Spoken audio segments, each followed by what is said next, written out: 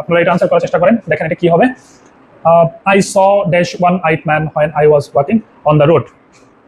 আমরা হচ্ছে আর্টিকেলের নিয়মে জানি যে সাধারণত এ, ই, আই, ও, ইউ এই পাঁচটা ভাওয়ালের পূর্বে হচ্ছে এন বসে, এই পাঁচটা ভাওয়ালের পূর্বে এন বসে।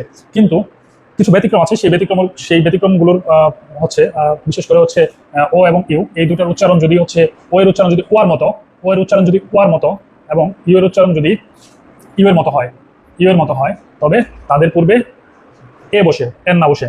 তাহলে দেখেন আমরা এই প্রশ্নটা সলভ করার চেষ্টা করি, তাহলে এখানে আছে কি ওয়ান আইট ম্যান, ওয়ান ও জানি হচ্ছে ও একটা ভাওয়েল, সুতরাং এর আগে হচ্ছে এন বসার কথা। কিন্তু যেহেতু ওয়া ওয়া ওয়া ওই উচ্চারণ ওয়া, তাহলে ওয়ান আইট ম্যানের পূর্বে আমাদের বসবে এ। এর মানে কি হতে পারে 100